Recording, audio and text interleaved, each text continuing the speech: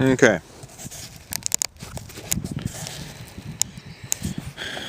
So apparently that was about 28 minutes worth of recording, that last one, so the video dropped out without notice here on the Hat Cam. Yeah, I wish I could change that. I suppose the lesser quality video settings, I would get more record time. But anyway, that last landing was uneventful, and really happy with it. I'm going to stop here. And now that I've got some strong details nailed down about the CG location and where it likes to be, I'll make some marks and notes on that. If you're going to do this build, build it per EA Designs. That's Ed over at Experimental Airlines. Build it according to his plans. He's got some great build videos.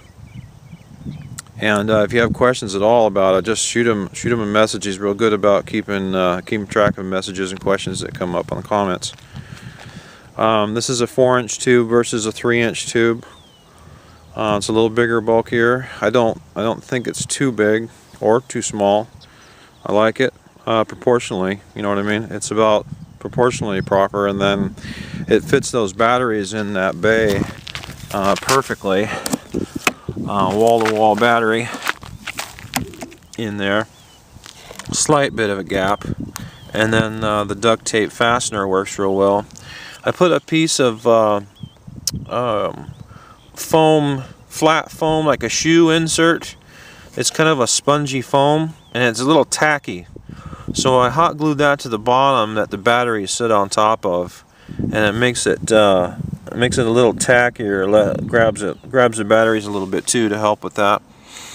I'll make a Y harness for series, rather parallel here, for maintaining 3-cell 12 volt, and then 3600 times 2 for flight duration. FPV gear is hanging on it right now. I'll get her plugged in. Next one I'll get that plugged in. I did get a new transmitter receiver package, replacing my old one. I believe my transmitter all along has been part of the problem with the on-screen display. I'll find out.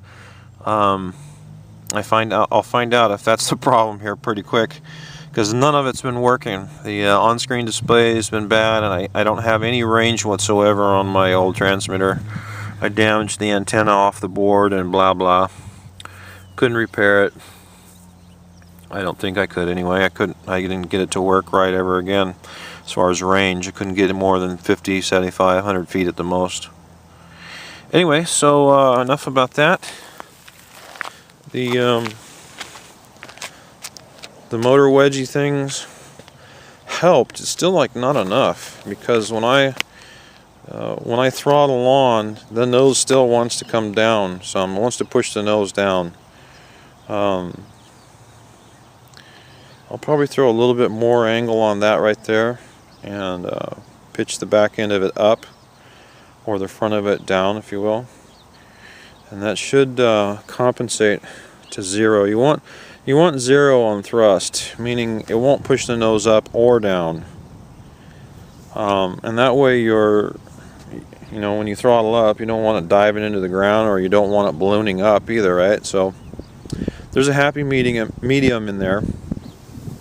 I'm sure there's a formula when you use the roll axes, the pitch angle of the motor in relationship to the roll axes. That's the front to back line that the plane rolls on, left to right, and that angle is horizontal typically, and level to the ground.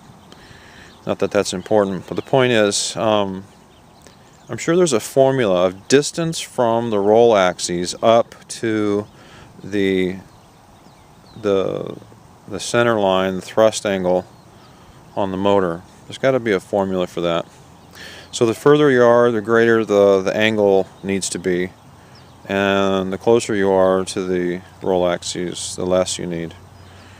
I do know that, but I don't know the formula. If anyone knows that, comment please. Then I can take some of the guesswork out of it. But guesswork works too.